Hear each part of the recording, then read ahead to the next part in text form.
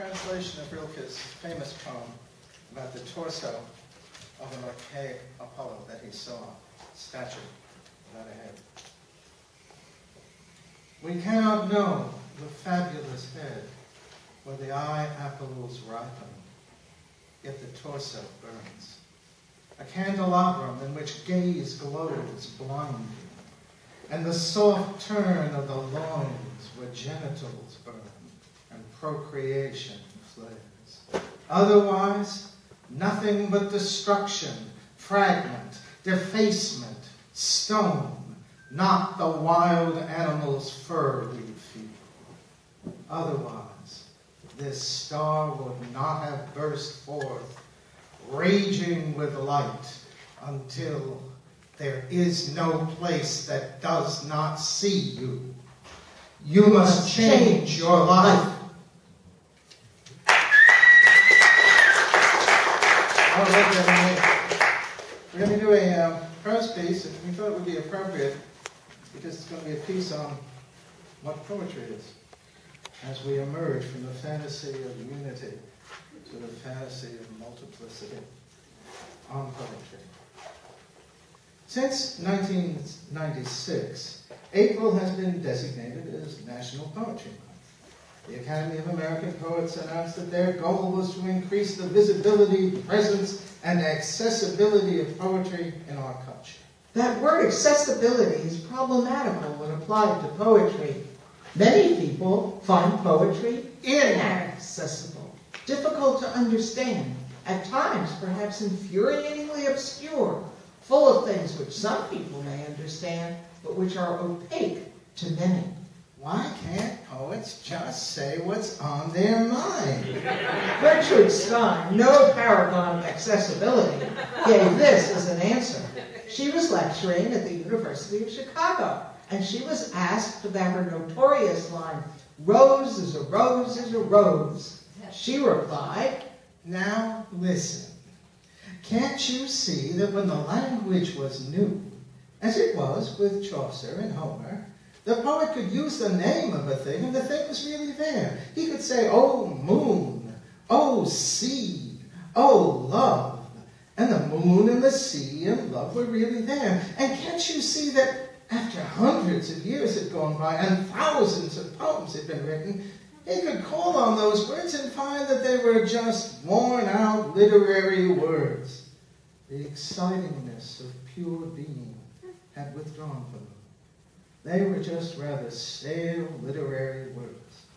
Now the poet has to work in the excitingness of pure being. He has to get back that intensity into the language. We all know that it's hard to write poetry in a late age, and we know that you have to put some strangeness, something unexpected, into the structure of the sentence in order to bring back vitality to the noun. Now, it's not enough to be bizarre. The strangeness in the sentence has to come from the poetic gift, too. That's why it's doubly hard to be a poet in a late age. Now, you've all seen hundreds of poems about roses, and you know in your bones that the rose is not there. All those songs that sopranos sing as encores about, I have a garden, oh, what a garden. Now, I don't want to put too much emphasis on that line because it's just one line in a longer poem. But I notice that you all know it. You make fun of it, but you know it. Now listen, I'm no fool. I know that in daily life we don't go around saying blank is a blank is a blank. Yes, I'm no fool. But I think that in that line, the rose is red for the first time in English poetry in 100 years. now there's another problem we need to deal with as well. If we're going to celebrate poetry, wouldn't it be a good idea to tell people what poetry is? Surely everyone knows at least more or less what poetry is, but what is it exactly? What is its essence? What are those qualities we absolutely need to see if we're going to call something a poem? There are poetry sections in bookstores. What is in them? I have been writing poetry in one form or another since 1955. And I've written many articles and even books about poetry. You'd think I'd have at least a glimmer of what poetry is. But to tell you the truth, I don't.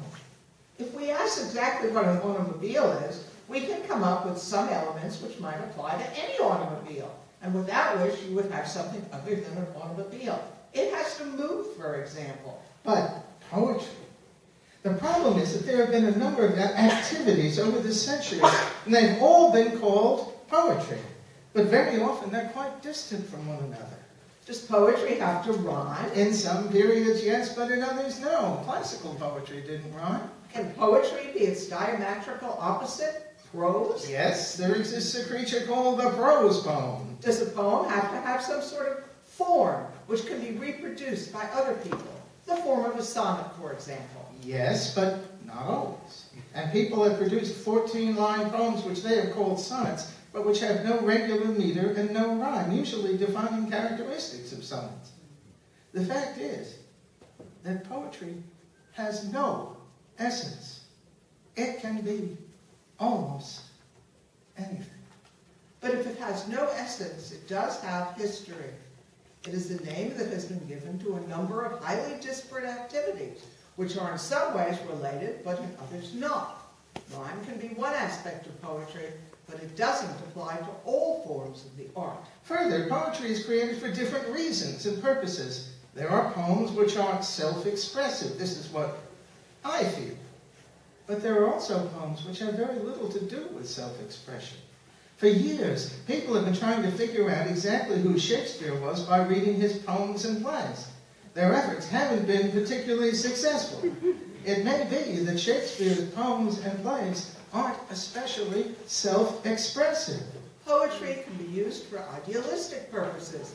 It can be the conveyor of uplifting thoughts. Life is real, life is earnest, and the grave is not its goal, wrote Longfellow. But it can also be immensely cynical, satirical, like the work of Alexander Pope or certain lines by T.S. Eliot. There have been critics who believed that poetry was essentially irony, saying something like the opposite of what you mean. So what are we celebrating? An ancient art form with an immensely complicated history, which cannot be reduced to any particular definition. The minute you define poetry, poetry slips away from the definition and tells you, I'm not that because I'm this. But to say this about poetry is also to say that poetry is free. Not only free-floating, but free.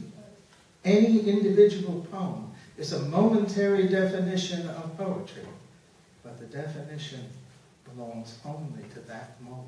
The next moment, poetry will be something else. We poets are always trying to catch at the reins of Pegasus, which has its own kind of horse sense and will go wherever it wishes. Honor the fire which holds us. Sweet talk, light that flashes. In the east, Mine. in the west, Mine. nowhere is home.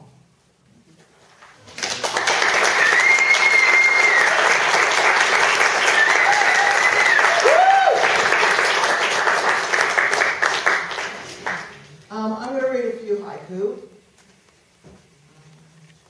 Single ones and then a sequence.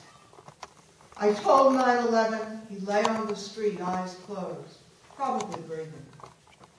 Seagulls overhead, the remains of corn muffins, moisture on my face.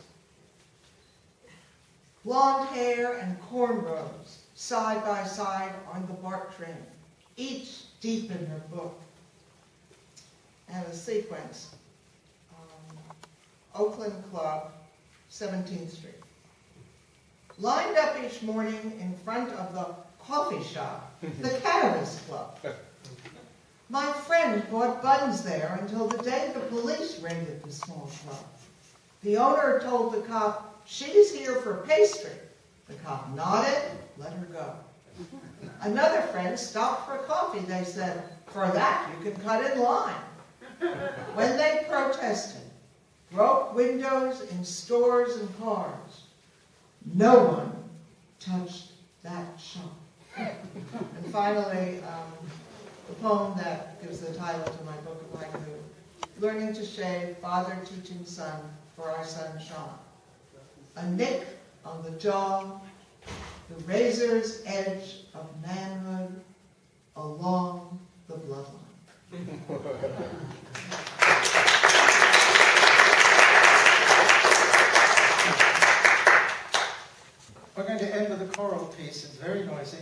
It ends with a tribute to the great French writer Antonin Artaud. It's called Collision Text. 6:33. Begin the poem at the time, because one must begin somewhere. I did not say whether any of them. Time is not an object, but that which, out of which I am made. I am time. I think you look for reasons to be angry at me, because the real reason you are angry at me would not do you credit. Time shapes us, makes us talk about whether we are on time, whereas in fact we are probably not on, but in time. I think you want to distance yourself from me, and the only way to do it is to tell yourself stories that will give you reasons for what remains hidden. Anger. Heideggerian time is of a different aspect from clock time. Time here is not something that happens to you, but the you to which everything happens. Time is the dynamic area in which you function, in which you're always ahead, always behind, always thrown, always projecting, always in a state of anything other than stasis. Love, you think, drives you, but love, like everything else, is the discovery of time. Time in a state of special intensity. You reach for something to hold to, but there is nothing except the false ideas you and your lover discuss daily as if they were true. I think you reach for something to hold to and can find nothing but the anger you pretend is real. Time is entropy. Another season, we're giving thanks for many a thing that fills our lives. For now, the failure of the banks, difficulties with husbands, wives, children who are recalcitrant, recede in the chill fall weather, fail, forgetting now the mendicant and people who should be in jail. We remember that economy means having to do with home and house. Can we choose not to suffer, but just to be? Choose to love this child, this spouse, love even the country that gave us birth, love and thank the vast, procrustean earth. Artaud. He walks in the spectacle. He was so handsome. Très beau, vous savez. That is everything around. And then, et puis après, maigre, misère. Madly insisting on his sanity and insanity. Screaming and insistent that he is right, while knowing that he is in excess and wrong, ironic, sincere, and vastly accusatory. At once frail and full of authority. Le moment qui joue le moment pour ces amis artistiques de Paris. Don't cure anyone of anything. Curing people is death. Doctors are killers. Science is black magic. Scientists are black magicians. Whose tools are madness and electric shock. And pain. Moto ho hi a menzi a o tu. Momo, momo, momo. Et moi, toothless, addicted. Menzi a o tu. Z. Thank you.